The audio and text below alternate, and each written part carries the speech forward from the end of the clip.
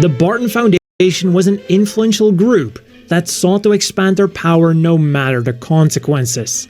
As a result, they were one of the few who wanted to follow through with the original Operation Meteor. This consisted of dropping a colony onto the Earth, wiping out most of its population, therefore allowing the 5 Gundams to take control over the planet.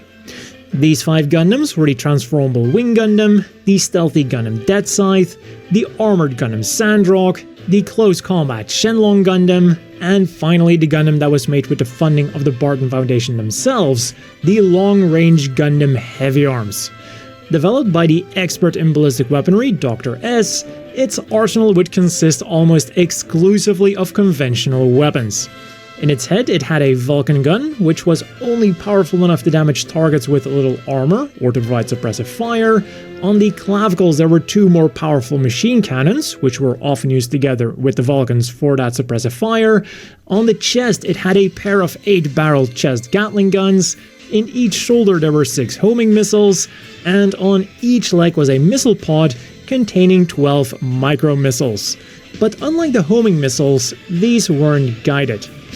The single beam weapon then that it originally had was also its signature weapon, the 6-barreled beam Gatling gun. This weapon combines a Gatling gun with a shield, and when in use it slides over the left arm.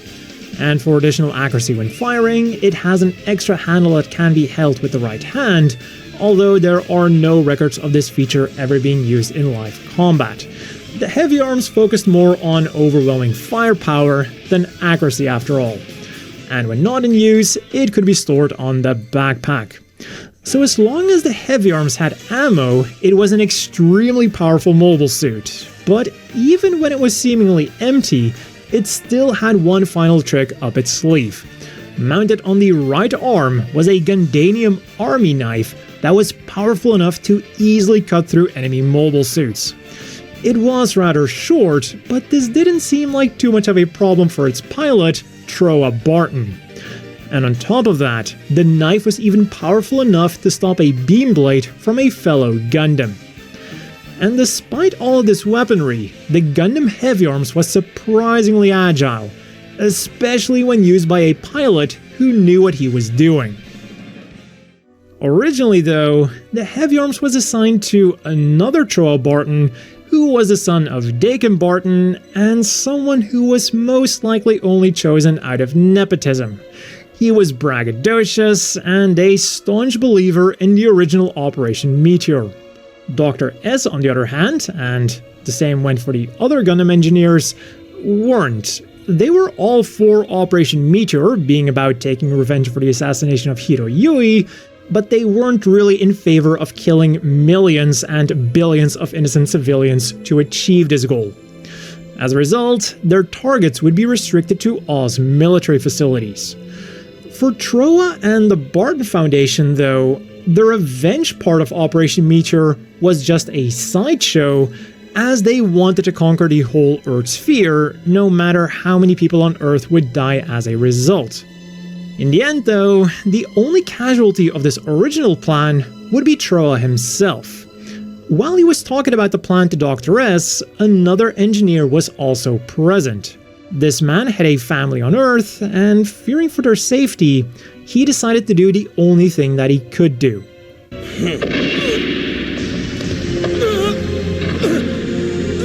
Now you've done it! And they had another stroke of good luck. Also overhearing them was a nameless engineer who was actually a former mercenary. This no-name was willing to take over both Troa's role and name, and was okay to go along with the modified version of the operation. And so, in After Colony 195, 5 Gundams would descend to Earth, signaling the start of Operation Meteor. At first, everything was going well, but it wouldn't take long before Oz would turn the tables on the Gundam pilots, something that would even result in the Wing Gundam self-destructing, and its pilot, Hiro Yui, being seriously wounded. Troa would save Hiro, and would later on also lend him his mobile suit to fight against his arch-nemesis, Zechs Marquise. And this is where we get the first small modification made to the Heavy Arms. The way the controls were set up was that the joysticks were stiffer relative to how heavy that side of the Gundam was. So the left joystick, which controlled the left arm with the beam Gatling gun, was significantly harder to move than the right joystick. And it just so happened that Hiro's left arm was more injured than his right arm, creating a big handicap. In response, Troa modified the left arm so that not only the beam Gatling gun could be jettisoned, which it was actually designed to do, but the entire lower arm as well. This would make the machine significantly lighter and would also reveal a hidden beam saber, which could then be used by the right arm. After this one duel though, this feature would be never used again, so it is sometimes speculated that after the duel, Troa removed this feature and returned his heavy arms to its stock configuration. Later into the war then, the heavy arms would be upgraded to the heavy arms custom. Although compared to some of the other Gundams, this was a rather small upgrade. To make it better suited for combat in space, it got extra thrusters on the backpack and extra verniers on the skirt armor. For extra firepower, the beam Gatling gun was upgraded to a twin beam Gatling gun, and, well, that was it. At least for the TV version. But before we get to the Endless Waltz version and its variants, we first have to go over to other Heavy Arms variants that weren't made. While the Heavy Arms Custom was designed for combat in space, these two variants were made for combat on Earth. For aerial combat, there was the Gundam Sky High Arms, and for land combat, there was the Gundam Super Armed Tank. So for the Gundam Sky High Arms, the idea was to turn the Heavy Arms into a mobile suit shaped bomber. And rather than turning it into something resembling an aircraft, it got a giant booster that was powerful enough to deliver the Heavy Arms and all of its weapons to the enemy base, where the plan would then seemingly consist of 3 phases. In Phase 1, the Sky High Arms would attack the base from the sky. In Phase 2, it would land and take out the enemies while being on the ground, and then in Phase 3, it would retreat overland while using its remaining weapons. So to me, it sounds like when it goes from Phase 1 to Phase 2, it ditches the booster, because in Phase 3, it has to do the Walk of Shame home. As for the weapons then, it still has the same Vulcan guns, machine cannons, chest Gatling guns, and seemingly also the 6 homing missiles, but the leg-mounted micro-missile pods have been replaced with missile pods carrying 5 larger missiles, potentially being of the same type as the shoulder-mounted homing missiles.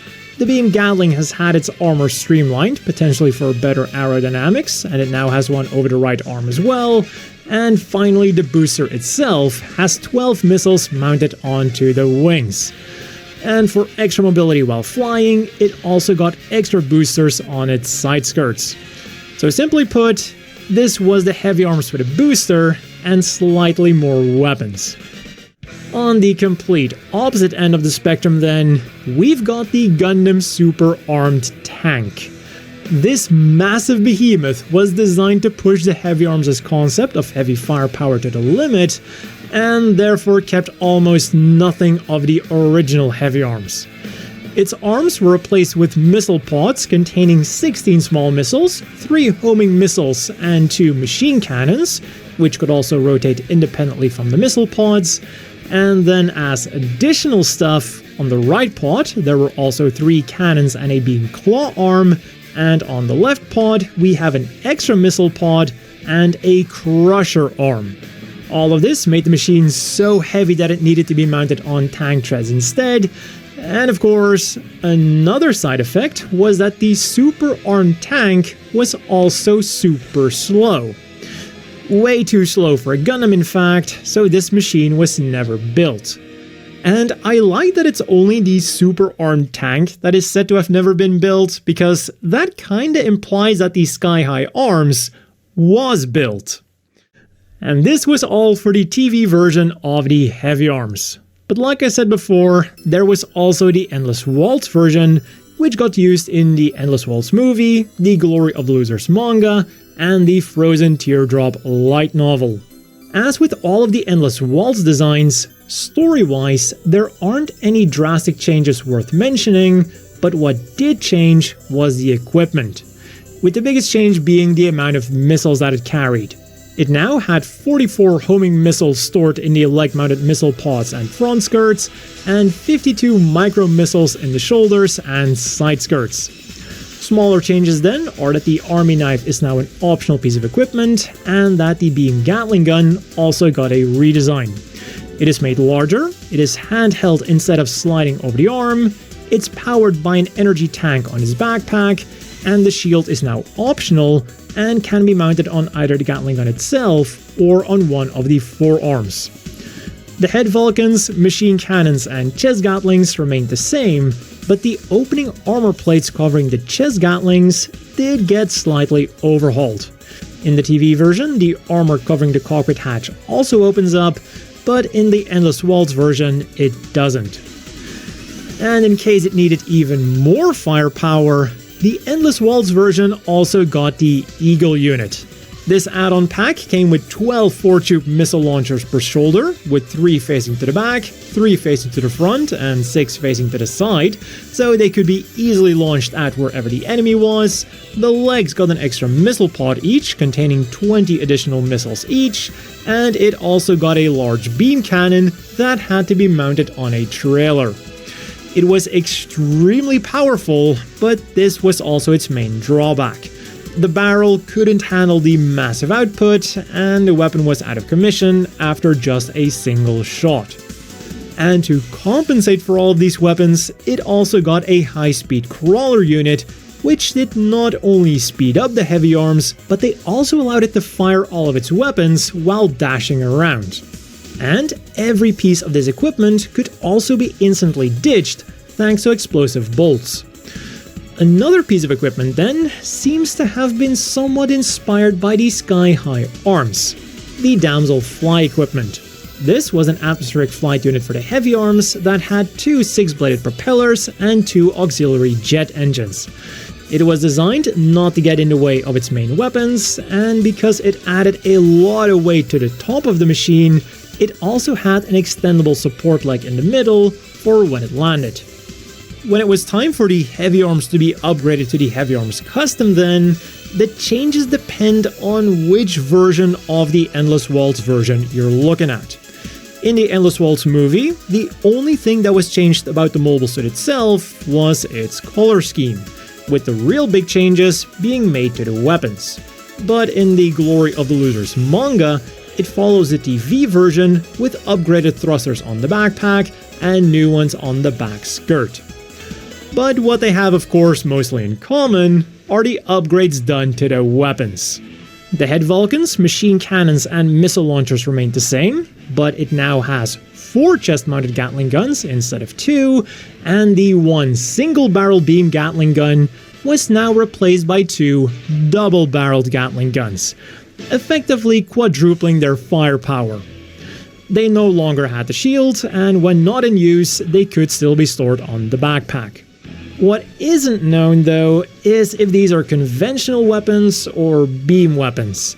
Different sources say different things, and in the anime, we also see shell cases falling when the weapon is fired. However, it is also possible that these shells came from the Serpents, so let's take a little detour here. The development of the Serpent was carried out by members of the former United Earthsphere Alliance in the X-18999 colony. They wanted to make a successor to the Leo, and at the same time, they also wanted to keep up with the Dermail faction, who was mass-producing mobile dolls on the moon. Supposedly, the colony was all too happy to accommodate this R&D, and even wanted the production lines to be built in the colony. This was because one of the big backers of the project was the Barton Foundation, who probably also had a very large influence in X-18999. But the war would be over before these new Serpents could be deployed. And this is then where the Barton Foundation again stepped in. They took over the colony, finished the development of the Serpent, and began secretly mass-producing it, preparing for their war against the Earthsphere Unified Nation. Most of the Serpent remained the same, but the Barton Foundation did modify its weapons to be closer to that of their other main mobile suit, the Heavy Arms. And the important weapon here is of course the double Gatling gun. This weapon also isn't specified as a beam weapon or a conventional weapon, and is said to be mostly identical to the one used by the Heavy Arms. So it is entirely possible that the Serpents are using a cheaper conventional version, which is then where the bullets on screen came from, while the Heavy Arms custom uses a beam version. Or maybe it had one pair of each, and Troa could just choose which version to use before each mission. And because it now uses two of these Gatling guns, one on each arm, the army knife on the right arm had to go, eliminating all close-range combat capabilities that it had. But apparently in the novel version, it did still have the army knife. In the glory of the Lucians manga then, it could also be seen with the Taurus's laser gun. This gun wasn't as powerful as a beam rifle, but it could punch through the electromagnetic field that was generated by the Virgo's planet defensors. And its final features then were a self-destruct system, which was powerful enough to blow up the mobile suit itself as well as anything else in its surrounding area, and a mobile suit-sized clown mask. It doesn't do anything by itself, but it might have a psychological effect on enemy pilots with choleraphobia. And in DTL's Impulse manga, this heavy firepower Gundam would also get a mass production version built by the Rockefeller Foundation. This machine was called the Derringer Arms, and it seems to have been mostly the same as the Heavy Arms custom, with the most obvious difference being its color scheme, which was inspired by the colors of the original Heavy Arms. Other differences are that the lower arms are taken from either the Mercurius or the V8, and that it no longer has the V-fin, making its sensors weaker. This was done as a cost-saving measure because the Derringer Arms was intended mostly as like a last line of defense for the capital, as opposed to a mobile suit that would be flying around, actively searching for the enemy. As for weapons, we don't have too much information. We know that it only has a single double Gatling gun instead of two, but we don't know if the other weapons have remained the same or if they were also simplified for mass production.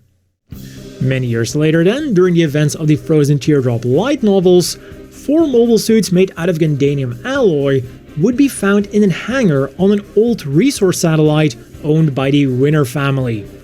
These machines were supposedly used during the Second Lunar War and were built at some point between the creation of the Wing Zero and the 5 Gundams that were used during Operation Meteor. The problem was that they were in pretty bad shape and would need some extensive work to be usable again. So 2 of them would be restored by Catra, now going under the pseudonym Instructor W, and 2 of them would be restored by Troa, now going under the pseudonym Dr. T. And one of the machines that he restored was the Prometheus, a machine that heavily resembles the Heavy Arms. But before he could finish his work, the machine was stolen by Catherine Odd Winner, who then also became the main pilot of the Prometheus. However, it was only 80% completed, so its appearance was very shoddy, with quite some armor panels missing. But at least its weapons seemed to be mostly complete. It had a lot of missile launchers all over its body, just like the Heavy Arms, and as its main weapon, it had a giant cross-shaped composite weapon system that housed Gatling guns and missile launchers. And as finishing touches, it also had the clown mask and a nano defender cloak for extra protection. And that is where the development history of the Heavy Arms ends for now. A mobile suit that is very true to its name, with a lot of heavy armaments. So let me know down below which one is your favorite variant, and what your favorite color scheme for the Heavy Arms is. Its red and orange color scheme is super iconic and my personal favorite, but there's definitely a case to be made for the more realistic blue and green color scheme that we saw in Endless Waltz. As always,